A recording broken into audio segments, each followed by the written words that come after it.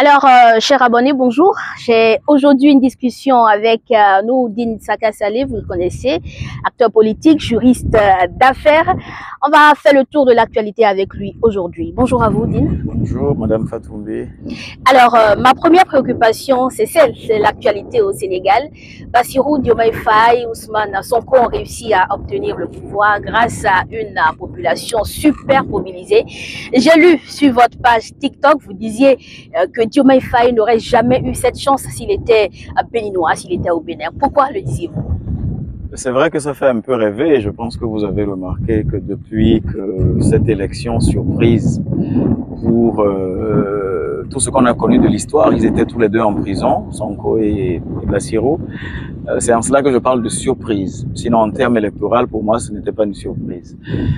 Ça peut faire un peu rêver. Ça peut faire rêver et ça donne même des vocations, ça donne même des ambitions à des personnes qui se disaient ne pas en avoir. Et c'est le côté positif que je trouve à la chose. Mais il faut que justement ces ambitions-là soient mesurées et calquées sur les réalités que nous avons dans nos pays. C'est-à-dire, pourquoi je disais qu'au Bénin, quelque chose comme ça ne serait jamais arrivé? Parce que nous voyons un peu l'environnement dans lequel nous sommes au Bénin, où les postes politiques sont la principale occupation de la majorité de tout ce qui s'installe. Et je pèse le mot en parlant d'installation, parce qu'ils ne pensent pas du tout à une certaine succession, ils ne pensent pas à une certaine transmission. C'est ce qui a justifié la dureté des lois électorales successives qu'on a eues. Nous avons eu l'habitude en fait d'empêcher les personnes, individus, intuitus personnels, de s'engager ou bien d'aller à des élections, même les communales, les municipales ou les législatives. Il faut forcément appartenir à un parti politique. Donc, comparer ces deux situations ne serait déjà pas juste parce que les possibilités qui sont offertes au Sénégal ne sont pas les mêmes déjà institutionnellement. Il faut parler de la réforme du système partisan. Voilà, ce qu'ils appellent réforme, moi je n'appelle pas ça réforme. Je dis que c'est plutôt des plans qui ont été concoctés depuis le tout début pour contrôler en fait la classe politique, surtout l'émergence de nouvelles personnes. Je ne suis pas leader, c'est un peu prétentieux, de nouvelles personnes sur la sphère politique. Quand je dis que ça fait rêver, c'est vrai que ça fait rêver. Regardez chez nous, au Bénin, et regardez même dans les pays occidentaux. Il faut bien remarquer la génération actuelle qui existe en politique, c'est celle des trentenaires, des quarantenaires. Mais dans notre pays, si vous vous rappelez bien, nous avons deux quarantenaires qui sont aujourd'hui en prison, qui sont dans les geôles.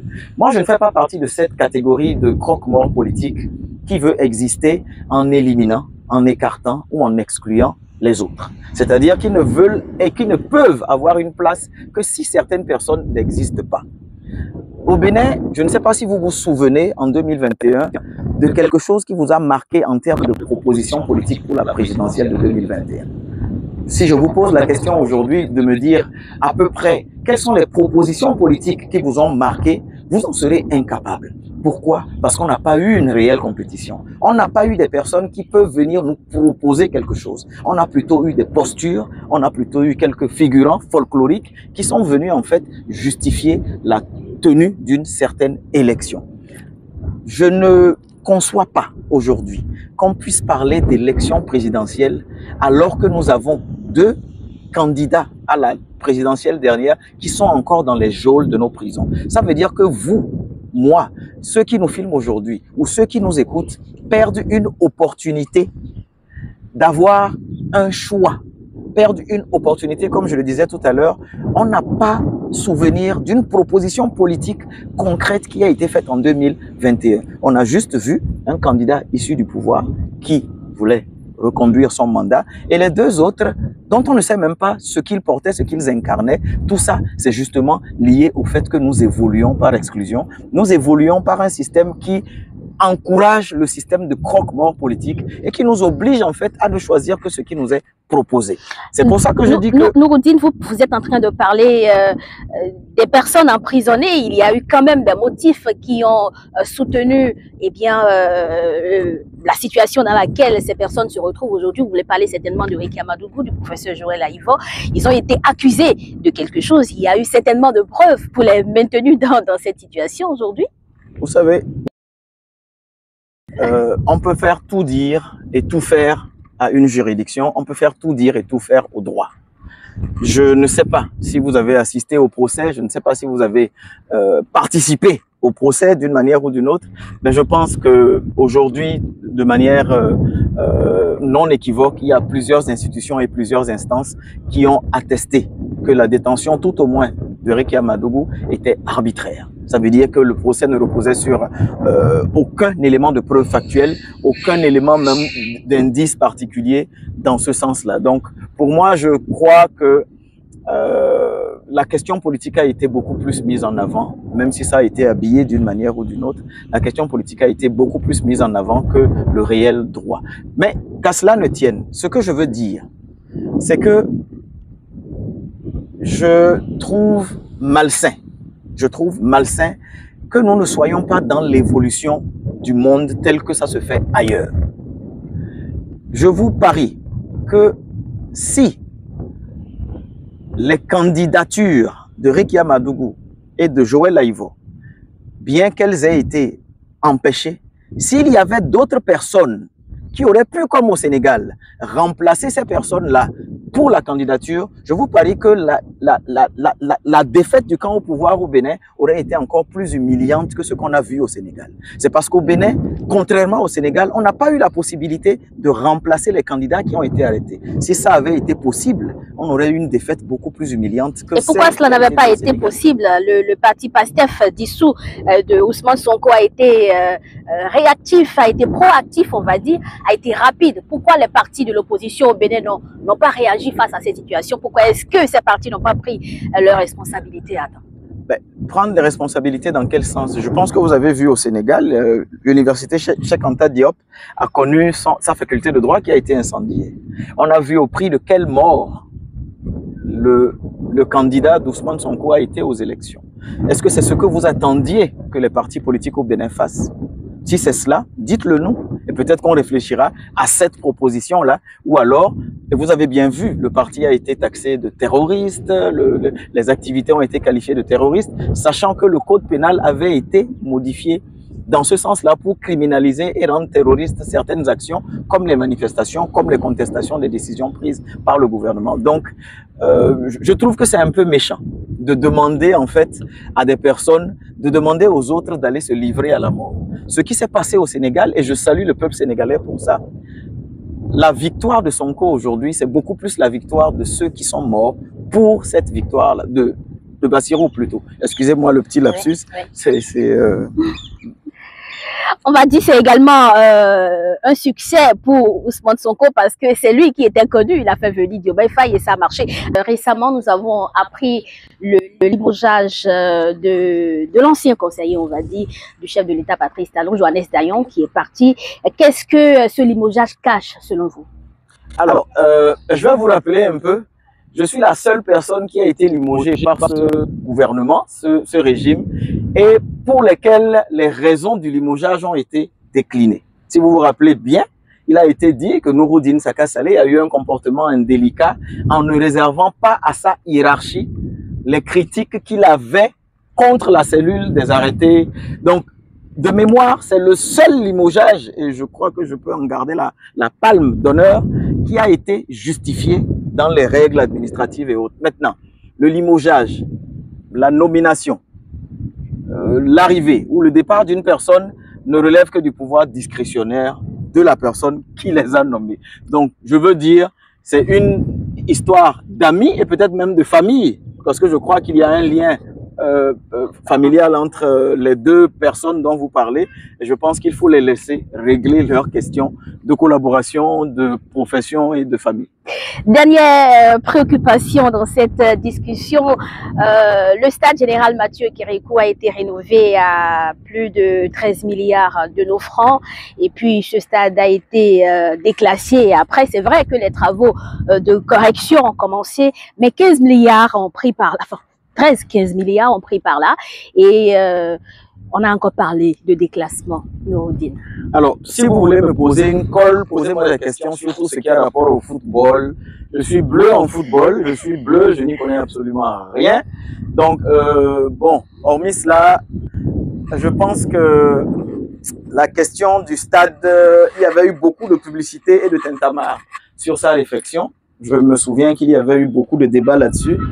Et le déclassement du stade général Mathieu Kérékou, je me rappelle qu'il y a une rencontre qui a été délocalisée de Côte d'Ivoire au Bénin, parce que justement notre stade était en griffe beaucoup plus aux normes que celui de la Côte d'Ivoire. Donc je crois que cette petite fierté que nous avons eue est aujourd'hui mise à terre, sous terre même, quitte à ce que éventuellement les travaux de réflexion et de mise en conformité soient faits. Donc je pense qu'il n'y a pas trop de chats à fouetter là-dessus. Il faut souhaiter que ça se fasse assez rapidement, que nous puissions continuer à recevoir des rencontres internationales et que les plaintes, je pense que j'ai entendu parler d'irritation à chaque fois que les gens allaient au stade, d'irritation, de problèmes de chaleur, de problèmes, je pense que tout ça là, c'est nos deniers publics qui sont impactés là-dedans. Donc, si ça peut se faire dans les normes cette fois-ci, mais en même temps situer les responsabilités sur ce qui a pu entraîner cela et les personnes qui doivent en répondre, qu'elles en répondent. Alors, merci Nouroudine Saka Saleh. Mes préoccupations, elles sont terminées. Toutefois, j'ai envie de vous poser une toute petite question. C'est par rapport à cette ambition sur rêve là de Ousmane Sonko, de Bassirou Diomaye Faye. Ils ont rêvé, ils ont réalisé le rêve. Est-ce que vous, Dine Saka Saleh, rêvez peut-être être candidat en 2026 au Bénin? Je pense que ça fait 15 minutes qu'on est en train de parler là. Au regard de ce que nous nous sommes dit, si j'étais candidat, est-ce que vous voteriez pour moi? Ben, avec plaisir, je le ferai. Déjà, c'est déjà quelque chose de gagné, c'est déjà très flatteur. Mais comme j'ai dit tout à l'heure, si on doit parler de 2026, je trouverais indécent, personnellement, que nous parlions de 2026 alors que nous avons des compatriotes qui sont encore en prison. Je ne vais opposer qu'un mépris le plus total, le plus grand, à toute personne qui viendrait me parler de présidentielle alors que nous n'avons pas réglé la question de nos compatriotes qui sont des personnes d'une certaine facture. Pour la petite histoire, je vais vous dire, en 2021, le parti auquel j'appartiens m'a demandé d'être candidat aux primaires. D'accord ? Je n'avais pas l'intention d'être candidat aux primaires pour la présidentielle de 2021, malgré l'environnement politique dans lequel nous étions. Mais j'ai respecté cette consigne de mon parti. Je me suis porté candidat aux primaires. Quand j'ai vu les profils qui s'étaient présentés, notamment Rekia Madougou, Eric Koundete, je me suis dit, Dine, il y a des profils beaucoup plus percutants que le tien. Il y a des profils qui sont d'une très belle facture, qui ont une expérience que toi, tu n'as pas. Tu n'as jamais été membre du gouvernement, tu n'as jamais été député, tu n'as jamais occupé des fonctions politiques à un certain niveau. La chose la plus évidente que tu puisses faire, c'est de mettre en avant plutôt ces profils-là, de les laisser avancer et de contribuer à la bagarre politique et à la victoire politique. Sachant très bien que si le candidat ou la candidate de mon parti gagne, la gestion du pouvoir ne se fera pas sans moi. Donc, ce petit recul que j'ai eu, j'attends la même chose, c'est-à-dire, il ne faut pas que nous ayons, comme j'ai dit tout à l'heure, ce comportement de croque-mort en politique, c'est-à-dire que nous rêvions d'exister parce que quelqu'un a été écarté, parce que quelqu'un est hors de la course. Pour moi, il faut que nous réglions définitivement, que ce soit en acceptant le principe qu'ils croupissent en prison, malheureusement et injustement, ou alors que ces personnes-là sortent de prison, parce que j'estime que le professeur Aïvo et Rekia Madougou, ce sont des personnes dont le profil s'impose à nous. Ce sont des personnes dont les profils sont très enviables. Ce sont des personnes qui peuvent apporter beaucoup de choses au débat politique et même à la nation béninoise. Les savoir en prison pour que d'autres personnes se disent, bon, il y a de la place, allons nous y engouffrer. Moi, je ne suis pas pour cela. Je veux que nous finissions le débat de la question carcérale de ces deux personnes de grande facture que beaucoup de gouvernements et d'institutions nous ont enviées avant maintenant qu'on ne puisse commencer à parler. Parce que si nous allons dans ce sens-là, avec ce comportement de croque-mort politique, nous aurons toujours la médiocrité telle que nous la voyons actuellement sur le terrain politique. Est-ce que vous n'avez pas l'impression que le débat politique est pauvre? Est-ce que vous n'avez pas l'impression que, en dehors de certaines personnes isolément prises, le débat politique se réduit à des débats de caniveau? J'ai entendu un député du pouvoir traiter le député du Parti des démocrates de député de bas niveau. Est-ce que c'est flatteur? Est-ce que c'est flatteur d'entendre des choses comme cela alors que nous sommes appelés à des sujets beaucoup plus importants?